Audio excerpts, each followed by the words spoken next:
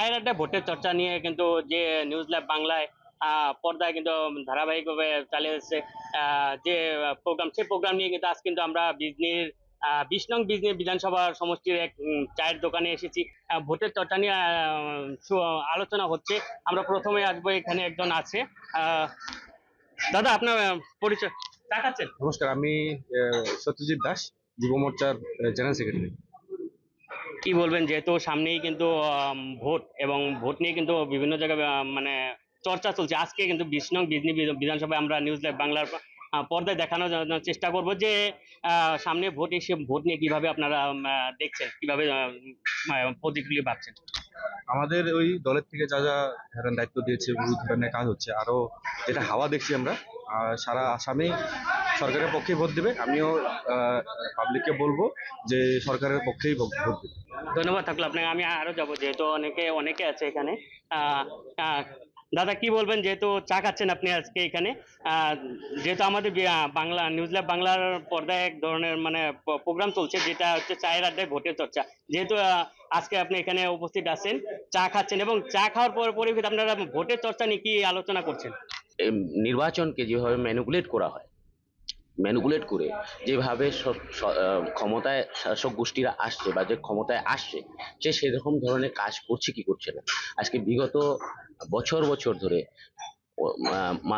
বিজনি বিধানসভা থেকে নির্বাচন হচ্ছে, নির্বাচিত প্রতিনিধি যাচ্ছে, বিজনির জন্য কিরকম ধরনের ডেভেলপের কাজ করছে। সত্যি কি বিজনি ডেভেলপের কাজ করছে? সত্যি যদি বিজনি ডেভেলপের কাজ করতো, আজকে বিজনিতে পপুলেশন দিনের দিন বেড়ে যাচ্ছে। টোটাল এখন 1 লাখ, প্রায় 1,82,000 পপুলেশন হয়েছে। ভোটার্স এসেছে নতুন।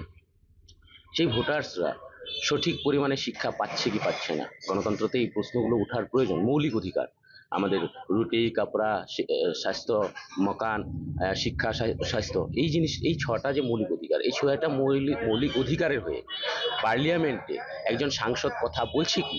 যদি বলছে না, তার প্রতি উত্তর কি হচ্ছে? আজকে আমাদের এখানটায় যে রেশন ব্যবস্থা, সেই রেশন ব্যবস্থায় সবাই রেশন জিনিসটা পাচ্ছে কি? খাদ্য সুরক্ষার আইন যেটা আনা হয়েছিল, সে 5 কেজি চাল দিয়ে সে খাদ্য সুরক্ষার আইনকে মুখ বন্ধ করতে পারা যায় না। খাদ্য সুরক্ষা আইনে কি বলেছে? যে যেসব এসেন্সিয়াল কমোডিটি একটা জিনিস আছে, 18টা আইটেম আছে যেটা আমাদের প্রয়োজন, চাল, চিনি, আটা, নিমক, তেল, এইসবের রেহাই মূল্য, অর্থাৎ 70% রেহাই মূল্য হতে হবে। বিনা পয়সায় চাচ্ছে না, কিন্তু সেটা পাচ্ছে কি? সে তার ব্যবস্থা হচ্ছে কি? আমাদের এখানটা যে শিক্ষার ব্যবস্থা, আজকে দিন দিন স্টুডেন্টের সংখ্যা বাড়ছে, মহাবিদ্যালয়ের সংখ্যা বাড়ছে না, মহাবিদ্যালয়ের আসনকে এক্সপ্যান্ড করা হচ্ছে। সোজা কথায় বলা যায় যে আপনি নতুন কারো মুখ চাইছেন, তাই তো? আর নতুন কেউ হোক, কিন্তু ছাল পাল্টানো না, জামা পাল্টানো না। ধন্যবাদ আপনাকে। আমি আরো আরো চলে যাব, যেহেতু এখানে অনেক অনেক লোকই আছে। আমি যাওয়ার চেষ্টা করব। আহ দাদা, আপনার পরিচয়টা প্রথমে জানবো। আমি জমশের আলী, আসাম প্রদেশ কংগ্রেস কমিটির কার্যকরী সদস্য, কার্যনির্বাহী কমিটির সদস্য। আচ্ছা, কি বলবেন, যেহেতু সামনে কিন্তু ইলেকশন, এবং ইলেকশন নিয়ে কিন্তু এই যে চায়ের দোকানে কিন্তু প্রায় দেখা যায় মানে ভোটের চর্চা হওয়া। আজকে কি ধরনের চর্চা চলছে? আজকে চলছে তো স্বাভাবিকভাবেই যে ভোট আসছে, ভোটের বাজারে বর্তমান শাসক যারা, তারা যে ধরনের কামকাজ চালাচ্ছে, বিশেষ করে চাণক্য নীতির কথা মানে খুব বলেন বর্তমান শাসকরা। চাণক্য একটা কথা বলছিলেন, যে দেশে রাজা ব্যাপারী, সে দেশের প্রজা ভিখারি। ঠিক একই তো অবস্থা হয়েছে। আজকে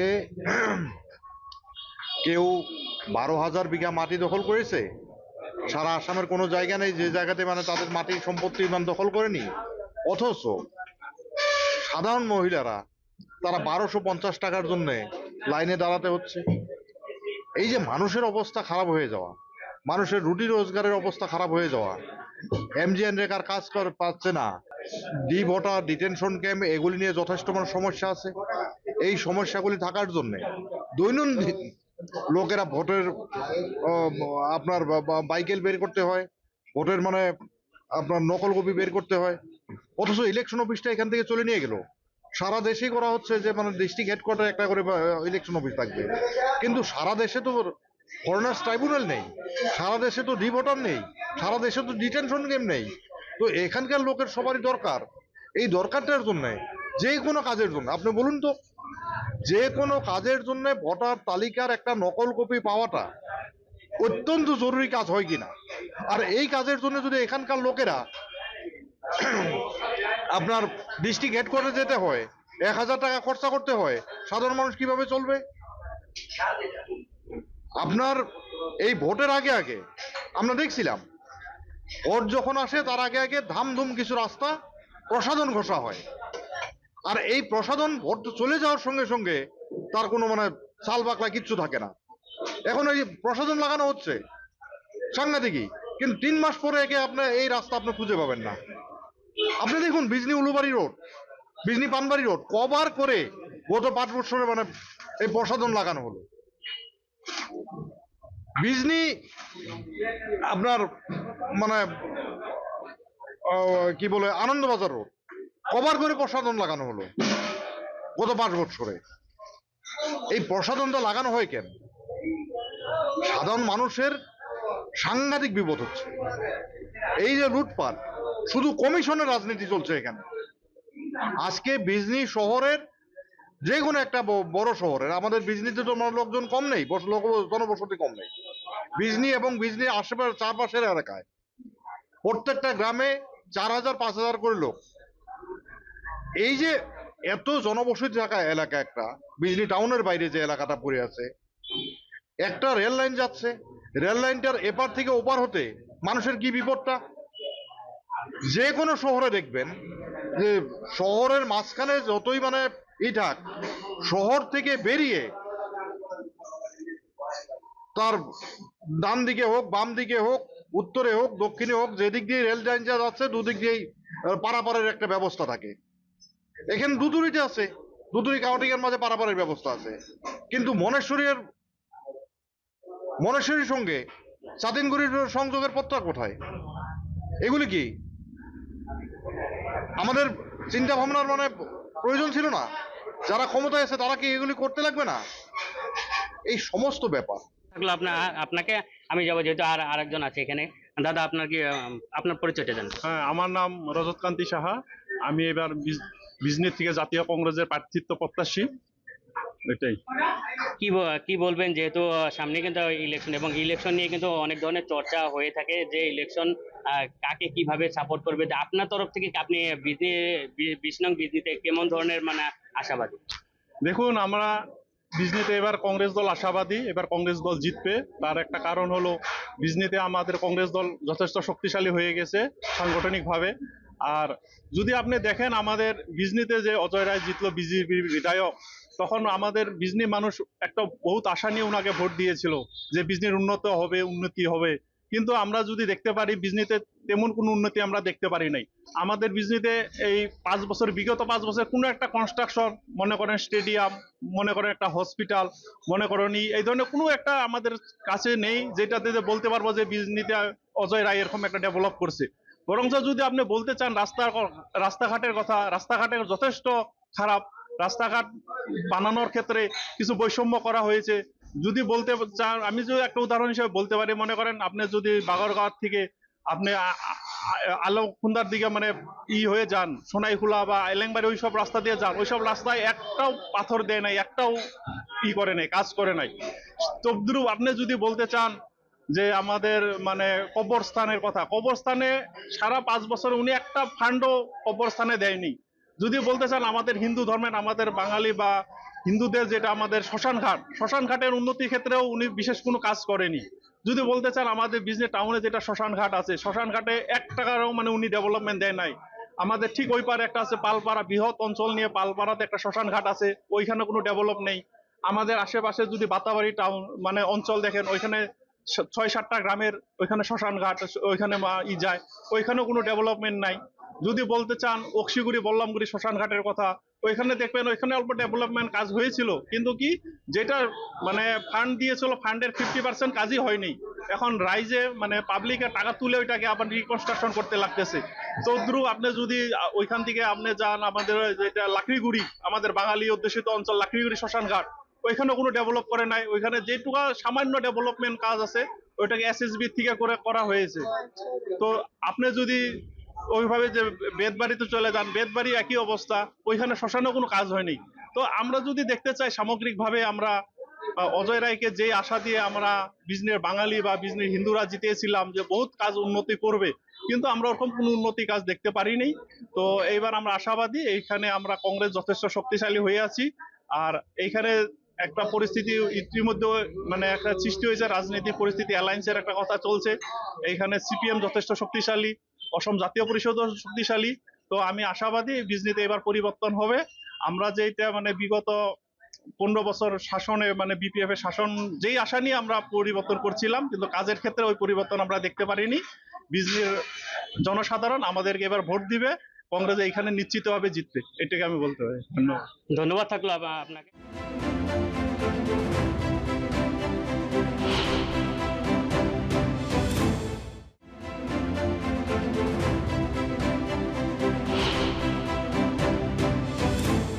আমি যা আসবো এখন, যেহেতু ছাত্র সংগঠনেরও আমরা কিছু কথা নেবো, যেহেতু এখানে বেঙ্গলি ফেডারেশন আছে। দাদা, আপনার প্রথমে আপনার পরিচয়টা জানবো। নমস্কার, আমার নাম ব্রজগোপাল সরকার। আমি সারা বিটিসি বাঙালি যুব ছাত্র ফেডারেশনের কেন্দ্রীয় কমিটির কার্যকারী সভাপতি। আচ্ছা, যেহেতু সামনে অ্যাসেম্বলি ইলেকশন, এবং অ্যাসেম্বলি ইলেকশন নিয়ে কিন্তু চায়ের আড্ডা আমাদের, সেই চায়ের আড্ডা অনুষ্ঠিত করেছে। এবং আজকে যে চার দোকানে আমরা উপস্থিত আছি, এই চার দোকানে কিন্তু অনেক সময় দেখা যায় যে মানে এই ভোটের চর্চা হয়ে থাকে। এই চর্চা সম্পর্কে আপনার কি ধারণা ডিজনি অ্যাসেম্বলি নিয়ে?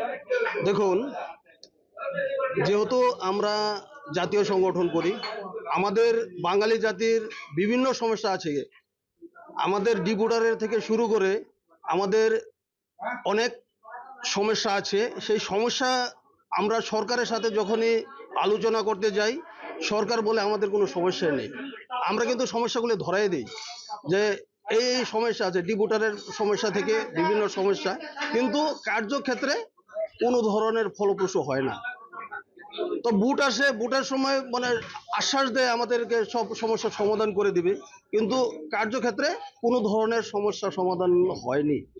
তো দেখুন, আমরা বিজনি এত বড় একটা জায়গা থাকা সত্ত্বেও আপনারা দেখতে পেলেন গতকালকে আমরা আমাদের যে বিজনি রেল স্টেশনে আমরা অবস্থান ধর্মঘটের কার্যসূচি কিন্তু নিতে হয়েছিল।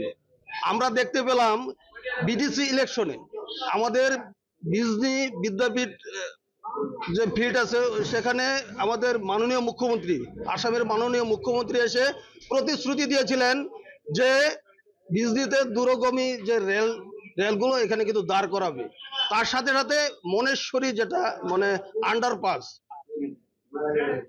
আন্ডারপাস সেটা কিন্তু মনে করে দিবে বলে বলছিল, কিন্তু 6 মাস গত হওয়ার পরেও কোনো ধরনের কাজ হয়নি।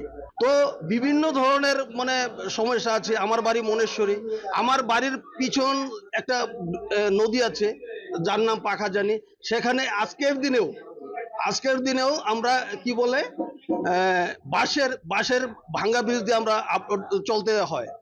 তো আমাদের যে মনেশ্বরী এই পার ওই পার, হ্যাঁ, ওই পারে আমাদের একটা স্কুল আছে, এই পারে মনেশ্বরী দক্ষিণ পারে কোনো ধরনের স্কুল নেই। আমরা সব ছাত্রছাত্রী ওই স্কুলে কিন্তু যাইতে হয়।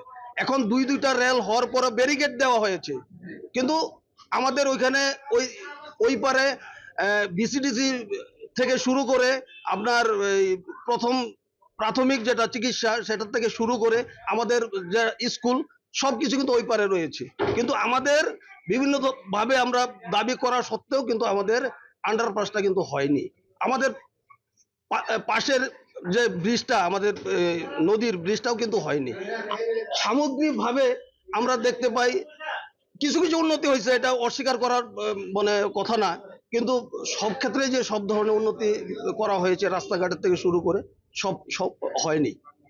আচ্ছা, দেখা গেছে যে সামনে অ্যাসেম্বলি ইলেকশনে, এই ইলেকশন যদি বিজনির বিধায়ক অজয় কুমার রায় যদি আবার টিকিট প্রাপ্ত হন, সেই ক্ষেত্রে আপনি কিভাবে দেখবেন? দেখুন, এটা আমাদের সাংগঠনিক ব্যাপার। আমরা নিশ্চয়ই বিভিন্ন ধরনের আলোচনা বিলোচনা করব আমাদের সংগঠনের ক্ষেত্রে। আলোচনা বিলোচনা করার পরে আমরা নিশ্চয়ই একটা সিদ্ধান্তে উপনীত হব। ধন্যবাদ থাকলো আপনাকে। আমি যাব আরো, যেহেতু এখানেও আছে। দাদা, প্রথমে আপনার পরিচয়টা জানবো। আমি সারা আসাম বাঙালি যুব ছাত্র ফেডারেশনের কেন্দ্রীয় সমিতির উপসভাপতি। কি বলবেন, যেহেতু সামনে অ্যাসেম্বলি ইলেকশন এবং অ্যাসেম্বলি ইলেকশনে কিন্তু অনেক চর্চা বিজনেসে চলতেছে, হ্যাঁ, তো এই বিষয়ে আপনার আপনার কি প্রতিক্রিয়া হবে? সামনে যেহেতু যেহেতু অ্যাসেম্বলি ইলেকশন নিয়ে কিন্তু চর্চা হওয়ার পরে কিন্তু কে কাকে চাচ্ছে এবং আপনি কাকে সাপোর্ট করছেন সে নিয়ে দেখেন, প্রথমে আপনাকে ধন্যবাদ দিচ্ছি, নিউজ লাইভ বাংলাকে ধন্যবাদ দিচ্ছি যে আপনারা সাধারণ মানুষের মধ্যে যে এসেছেন আজকে চার দোকানে বসে যেটা আড্ডা।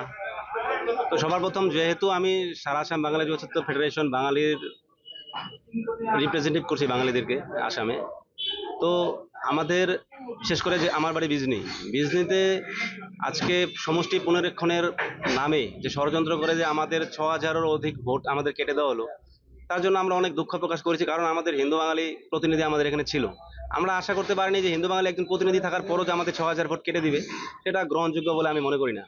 আর যদি দেখতে যাই যে বিজনেস ডেভেলপমেন্টের ব্যাপারটা যদি আসে, তো যেটা মৌলিক অধিকার বলতে খাদ্য, জল, স্বাস্থ্য, এসব বলতে গেলে আমাদের এই বিজনেরই পার্শ্ববর্তী একটি অঞ্চল আছে বিষ্ণুপুর, সেখানে যদি দেখতে যাই জলের ব্যাপারটা, পানীয় জল হলো আমাদের মৌলিক অধিকারের এক বিশেষ ইসের মধ্যে পড়ে। তো জলটা ওখানে জল জীবন মিশন পুরোপুরি বিফল আমরা দেখছি। যেহেতু আমরা ওখানে যাতায়াত করে আমরা যাই, ওখানে নল আছে কিন্তু জল নেই। 15 ঘর 20 ঘর মানুষ একসাথে, একটা ফ্যামিলি 150 ফুট 200 ফুট কোর থেকে জল তুলতে হচ্ছে। তারপর শিক্ষার দিকটা, বিষ্ণুপুর অঞ্চলটা ব্যাকওয়ার্ড একটা জায়গা, ওই জায়গায় দুটো মাত্র আমরা বিষ্ণুপুরে হাই স্কুল দেখতে পাচ্ছি। এলপিএমই স্কুল থেকে পাশ করে যুবক যারা ছেলে আছে ওরা আসামের বাইরে যায় কাজ করতে লাগছে। আর শিক্ষার ক্ষেত্রে এটা আরেকটা প্রবলেম আমরা বিজনেসে দেখতে পাচ্ছি, যেমন আমাদের এখানের ছেলে মেয়েরা ম্যাক্সিমাম শিক্ষক কাজে নিযুক্ত হতে ভালো পান। তারা কি করতে লাগে, ডিএলএড আর বিএড কলেজে পড়াশোনা করতে লাগে। ওদের কি হচ্ছে, অসুবিধাটা হচ্ছে কি, প্রাইভেট কলেজে প্রচুর পরিমাণে মাসুল দিতে হয়। যদি সরকারি কোনো কলেজ এখানে থাকতো বিএড বা ডিএলএড এর, খুব ভালো একটা উন্নয়ন আমরা দেখতে পেতাম। দেখেন, উন্নয়ন বলতে শুধু রাস্তা নয়, উন্নয়ন বলতে আমাদের মৌলিক অধিকারের মধ্যে রেশন, স্বাস্থ্য, শিক্ষা, এইসব কিছু দেখতে হবে। আমার মনে হয় নাই যে এখন অব্দি আমি এমন কোনো প্রতিনিধি দেখতে পারিনি যে ওনারা ভালোভাবে মানে উন্নতি করতে পেরেছে বলে। তো আশা করছি আগন্তুক দিনে যে আমাদের প্রতিনিধিত্ব করবে, শুধু বিধায়কের কথা বললে হবে না, এমসিএলএ আছে, ইএম আছে, সবারই একটা দায়িত্ব। আমি মনে করি শুধু রাস্তা, ব্রিজ এইসব মানে নজর না দিয়ে যাতে মৌলিক অধিকারগুলো আমাদেরকে পেতে মানে সহায় করে। যে আপনি কি চাইছেন, যে সামনে যেহেতু অ্যাসেম্বলি ইলেকশনকে নতুন মুখ চাইছেন, না আগের যে বিধায়ক ছিল তাকে সাপোর্ট করছেন আপনার তরফ থেকে? দেখেন, আগের মুখ আর নতুন মুখের কথা নয়, কথাটা হচ্ছে যে আমাদের যে প্রতিনিধি আমাদের মৌলিক অধিকারগুলো আমাকে সকল জাতি জনগোষ্ঠী সমানভাবে, একজন রাজার কর্তব্য হচ্ছে রাজধর্ম পালন করা। ওনার কাছে সবাই সমান, সকল জাতি জনগোষ্ঠী সকলে সমান, সবার জন্য যাতে যে কাজ করবে ওই ধরনের প্রতিনিধি আমরা এবার বেছে নিব বলে আমরা মনে করি। ধন্যবাদ থাকলো আপনাকে। যেহেতু কংগ্রেসের একজন আছে, যে কংগ্রেসের আরো কিছু যদি ওনার তরফ থেকে জানা যায়। আচ্ছা দাদা, যেহেতু প্রথমে একবার আসছিলাম, যদিও অনেক কিছু আপনি তুলে ধরছেন, এবং লাস্ট পর্যায়ে আপনি আরো কি বলতে চান? আমি লাস্টে একটাই কথা বলবো যে দেখুন, সামনের ভোট বিজনির উন্নয়নের ক্ষেত্রে একটা গুরুত্বপূর্ণ দিশা হতে পারে। আমরা গত 5 বছরে কতটুকু পিছিয়ে গেছি বা বিগত সময় আমরা কতটুকু পিছিয়ে গেছি, আপনার দুটো মানে 4টে উদাহরণ দেওয়ার চেষ্টা করছি। যে বিজনিতে একটা ফেসিলিটেশন সেন্টার ছিল, যেখান থেকে নেক্সট টু কিন অর্থাৎ উত্তরাধিকারীর মানে প্রমাণপত্র দেওয়া হতো, আপনার ডোমিসাইল সার্টিফিকেট ইস্যু করা হতো, আপনার অনেক কিছু সার্টিফিকেট এখান থেকে ইস্যু করা হতো। সে অফিসটা এখান থেকে উঠাই নিয়ে গেল ক্রিমিলিয়ারের সার্টিফিকেট নেওয়ার জন্য। এখন আপনার ডিস্ট্রিক্ট হেডকোয়ার্টার যেতে হবে। আপনার একজন লোক মারা গেছে, নির্দিষ্ট টাইমে তারা অ্যাপ্লিকেশন করতে পারেন, তার পরিবারের লোক অ্যাপ্লিকেশন করতে পারলো না, সেটার জন্য বিজনি এসডিও অফিসে আমাদের ফেসিলিটেশন সেন্টারে মানে অ্যাপ্লিকেশন করতে পারতো। সে কাজটা এখন বিজনি এসডিও অফিসে হচ্ছে না, এটা এখন ডিস্ট্রিক্ট হেডকোয়ার্টারে যেতে হবে। এই যে মানুষের উপর অত্যাচার, মানুষের উপরে যে আর্থিক বোঝা, এই বোঝাগুলি মানে এই সময়ে বিভিন্নভাবে বাড়ানো হচ্ছে, আর এগুলি একটা একটা করে মানে সমস্যা, যে সমস্যাগুলি সমাধানের কথা আমরা চিন্তা ভাবনা করতে হবে। দ্বিতীয় কথা, বিজনি একটা কৃষি নির্ভর এলাকা। এই কৃষি নির্ভর এলাকায় যথেষ্ট পরিমাণে শাকসবজি উৎপাদন হয়, যথেষ্ট পরিমাণের আপনার মানে যেটা নাকি মানে দামি ফসল উৎপাদন হয়, কিন্তু এগুলি সংরক্ষণের অভাব। আসামের ভেতর সবচাইতে বেশি শাকসবজি, সবচাইতে বেশি কৃষির উপর নির্ভরশীল লোকের বসতি এই বিজনিতে, এবং এখানে ফলনটা খুব ভালো হয়। আর এখানে যদি 2-4টে হিমঘর না থাকে তাহলে লোকে ফসলের উপযুক্ত দাম কি করে পাবে? আজকে দেখুন এখানকার লঙ্কা 10 টাকা কেজিতেও বিক্রি করতে হচ্ছে। আপনার টমেটো 1 টাকা কেজি 50 পয়সা কেজিতে বিক্রি করতে হচ্ছে। এইবার আলু 5 টাকা কেজিতে নেমে গেল। এটা কি কৃষকের আয় দ্বিগুণ করার যারা প্রতিশ্রুতি দিয়ে ক্ষমতায় আসে তারা এভাবে যদি কৃষককে, এরপর তো আর কেউ আপনার আলু ক্ষেত করবে না, আগামী বছর আর কেউ আলু ক্ষেত করবে না। এবার যে কৃষকের মারটা খেয়েছে, মাকইটা করে একটু চলতো, এবার মাকইয়ের দাম আকস্মিকভাবে কম। গতবার 2000 টাকা কুইন্টাল ছিল, এবার 1500 টাকা কুইন্টাল নেমে যাচ্ছে। এই যে কৃষকের ফসলের উপযুক্ত দাম দেওয়ার ব্যবস্থা না থাকা, এগুলি একটু চিন্তা ভাবনা করতে হবে, যার জন্য নতুন করে চিন্তা ভাবনা করার প্রয়োজনগুলি আছে। ধন্যবাদ থাকলো আপনাকে। আমি আবার যাব, যেহেতু বিজেপির সদস্য এখানে আছে, ওনার কাছ থেকে যেহেতু সমস্যা অনেক কিছু দাঁড়িয়েছে এখন যে 20 নং বিধানসভা সমষ্টিতে, আমি আবার ওনার কাছে যাব, যদি সম্ভব হয় ওনার থেকে কিছু জানার চেষ্টা করবো। কি বলবেন, যেহেতু ইতিমধ্যে কিন্তু বিজেপি অনেক কিছু সমস্যা তুলে ধরেছেন, সে বিষয়ে আপনার থেকে জানবো কি বলবেন। প্ৰথমতে আমি এটা ক'ব বিচাৰোঁ, আমি যোনখন চৰকাৰ দেখিছোঁ বহুখিনি কাম চৰকাৰে আগবঢ়াই লৈ গৈছে, নিবনুৱাৰ সমস্যাৰ পৰা আই মাতৃক সন্মান দি, আৰু আমি অসমখন বিদেশী মুক্ত অসম বিচাৰোঁ। ইয়াত বিদেশীৰ দপদপনি নচলিব, আৰু তাৰ কাৰণে আমি হেমন্ত বিশ্ব শৰ্মাক বিচাৰোঁ। আৰু যি আমি এই দক্ষ মুখ্যমন্ত্ৰী দেখিছোঁ, ভৱিষ্যতদৰ্শী আমাৰ সন্মানীয় মুখ্যমন্ত্ৰী ডক্টৰ হেমন্ত বিশ্ব শৰ্মাক, তেওঁৰ কাম কাজত লৈ আমি সুখী, ৰাইজ হিচাপে সুখী। যেহেতু কংগ্রেসের তরফের পৰা ইতিমধ্যে কিন্তু এক ধরনের অভিযোগ উত্থাপন করেছে যে সুপারির যে গুন্ডাটা, সেই গুন্ডাটার সময় কিন্তু বিজেপির পকেটলৈ যায় বুলি এক ধরনের অভিযোগ উত্থাপন করেছে ইতিমধ্যে। তেওঁলোকে ক'বই, তেওঁলোকে কৈ ভাল পায়, তেওঁলোকে কৰিব, তেওঁলোকে হয়তো নিশ্চয় চেণ্ডিকেট চলাইছিল, তাৰ কাৰণে গম পায় তেওঁলোকে, হয়নে নহয়? আজি আমি জানো চেণ্ডিকেটৰ বিষয়ে আমি মানুহৰ মুখত শুনো, কিন্তু আমিতো দেখা নাপাওঁ চেণ্ডিকেট কি বস্তু। মানুহে কয়, কংগ্ৰেছে কোৱা মানুহ, ইহঁতে কৈ চেছ হৈ গ'ল। ইহঁতে নিজেই কয় আমি মিয়াৰ দল, হয়নে নহয়? কংগ্ৰেছ মানে মিয়া মানে কংগ্ৰেছ, হয়নে নহয়? মিয়াৰ দলৰ এতিয়া কি আছে আৰু? আমি মিয়াৰ দলৰ লগত নাই, আমি এটা খিলঞ্জীয়া দলক বিচাৰিছোঁ, খিলঞ্জীয়া আমাৰ কাৰণে। আগন্তুক এসেম্বলি ইলেকশনকে আপনি কাক সাপোর্ট করেছে বিজেপির তরফের পৰা? বিজেপি, আমি বিজেপি। নতুন মুখ না আগৰ জনে? এতিয়া দলে যাক দিব তাৰ লগতে আমি আছোঁ, দলে যাক দিব আমি তাৰ লগতে আছোঁ। ধন্যবাদ থাকিল আপনার। যেহেতু আজকে এই ছিল ভোটের চর্চা। বিজনি থেকে লিটন বসাক, নিউজ লাইভ বাংলা।